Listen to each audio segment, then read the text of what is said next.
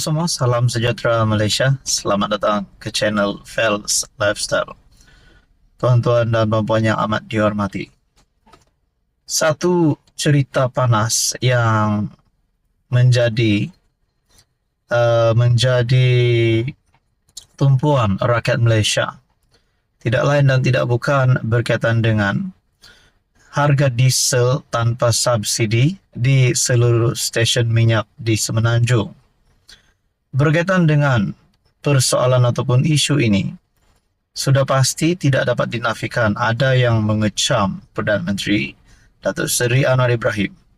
Namun, seperti yang umum sudah mengetahui, Datuk Seri Anwar Ibrahim telah membuat kenyataan bahawa ini untuk kebaikan negara. Mustahil PMX nak buat keputusan ini tanpa berfikir panjang. Jadi saudara-saudara, susulan berita ini, kita juga mendengar kecaman terhadap PMX, kita juga mendengar keluhan daripada rakyat, bahkan daripada kepimpinan politik termasuk pembangkang.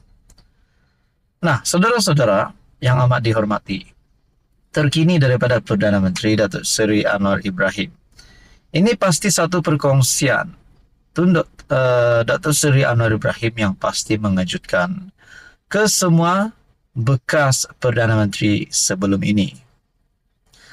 Menurut Anwar Ibrahim, PM dulu juga mahu laksana rasionalisasi subsidi, tapi tiada tekad politik. Perdana Menteri Anwar Ibrahim berkata ke semua Perdana Menteri pada masa lalu bersetuju tentang keperluan untuk melaksanakan rasionalisasi subsidi. Katanya, perkara itu juga telah dibincangkan sejak 1990-an ketika dia menjadi Menteri Keuangan. Bagaimanapun, katanya, tidak ada Perdana Menteri sebelum ini sanggup melaksanakan langkah tersebut kerana ia bukan keputusan popular. Tak ada sesiapa mahu mengambil tindakan kerana ia tidak popular. Makna kata Datuk Seri Anwar Ibrahim adalah Perdana Menteri pertama yang berani menyahut cabaran ini, yang mengambil risiko ini. Dan saya boleh secara pribadi, pandangan secara pribadi saya, ini satu kemenangan Anwar Ibrahim ke atas semua bekas Perdana Menteri sebelum ini. Melalui artikel daripada Malaysia Kini, saya pergi ke Sungai Rokam, saya kena maki berbakul-bakul. Madani dah jadi Madanon. Saya okey, tak masalah. Tapi saya jawab dengan fakta. Saya telah lalui liku-liku dan saya pun dah lewat 70-an. Jadi apa yang saya buat? Saya nak buktikan bukan semua orang politik kaki sakau dan angku dan menderah rakyat. Katanya pada perhimpunan bulanan Kementerian Keuangan di Putrajaya hari ini bertarikh 11 Jun.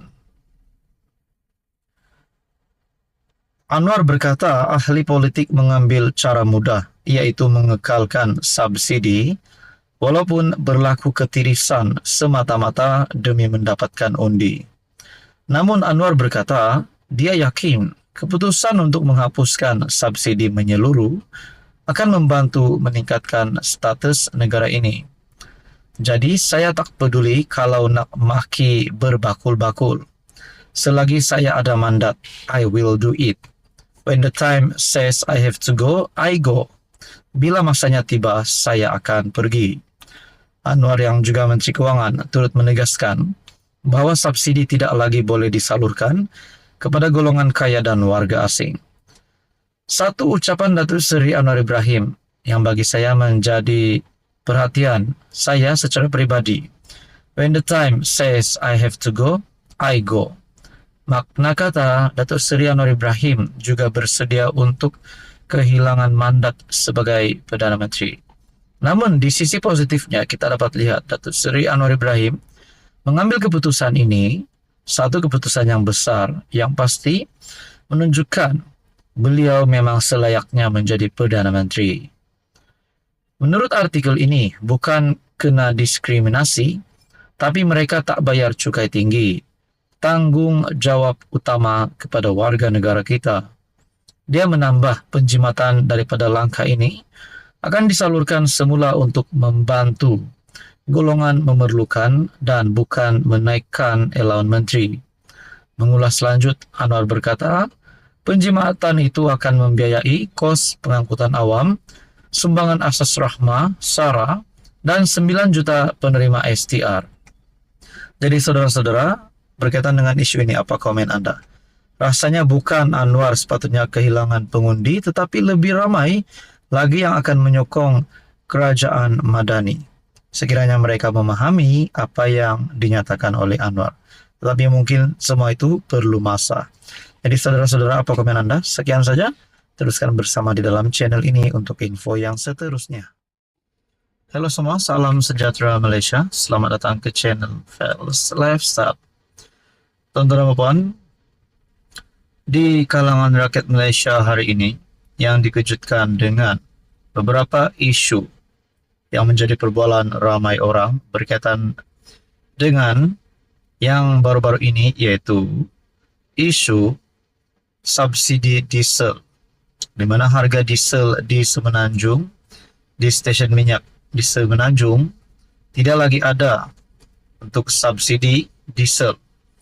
Dan begitu juga saudara-saudara, banyak lagi isu yang dimainkan ataupun isu yang menjadi persoalan kebelakangan ini berkaitan dengan pencen penjawat awam, isu tahanan rumah Najib Razak, penjualan saham MAHB kepada BlackRock, suami menteri dapat kontrak dengan kerajaan Selangor, dan yang terbaru, penghapusan subsidi diesel yang membuatkan ramai cakap berkaitan dengan isu ini. Saudara-saudara, satu tulisan daripada Syabuddin Husin ataupun syabuddin.com yang pasti membuka mata, telinga, fikiran, hati dan minda ramai rakyat Malaysia. Menurut Syabuddin, PMX makin banyak cedera. Tapi bila lagi Jecom nak tampil membela? Sebagaimana bumi kebelakangan ini lebih kerap ditimpa hujan, sehingga pokok pun banyak yang tumbang. Iklim politik negara juga akhir-akhir ini sentiasa dibadai isu silih berganti tanpa henti. Dalam semua isu itu, selain kerajaan dihenyak daripada pelbagai sudut, tentu sekali ia turut membuatkan Perdana Menteri Anwar Ibrahim paling banyak terkena kesan tembakan. Tetapi amat malang sekali dalam berhadapan semua itu, Anwar seolah-olah bersendirian membela dirinya. Nah, saudara-saudara, sebelum saya meneruskan di dalam tulisan ini, adakah ini menunjukkan bahwa PMX berjuang sendiri di dalam kerajaan perpaduan, di mana menteri-menteri ataupun rakan-rakan seperjuangan PMX yang perlu bersama-sama dengan PMX di saat PMX cedera diserang? Di dalam tulisan daripada Syabuddin, sementara jentera komunikasi kerajaan di bawah Fahmi Fadzil dilihat tidak berfungsi, manakala media-media dalam danaan pro kerajaan yang sepatutnya lebih ke depan pula asyik goyang kaki dengan terus seronok memaparkan berita-berita copy-paste daripada portal-portal ternama atau memuatkan tulisan popular yang viral di media sosial. Lebih malang lagi, kerana agensi khusus untuk membela kerajaan seperti Jecom juga langsung tak berbunyi apa-apa. Nah, saudara-saudara, adakah semua organisasi ataupun menteri ataupun pihak-pihak yang sepatutnya membantu kerajaan ini perlu dihapuskan daripada kerajaan kerana dilihat tidak berfungsi?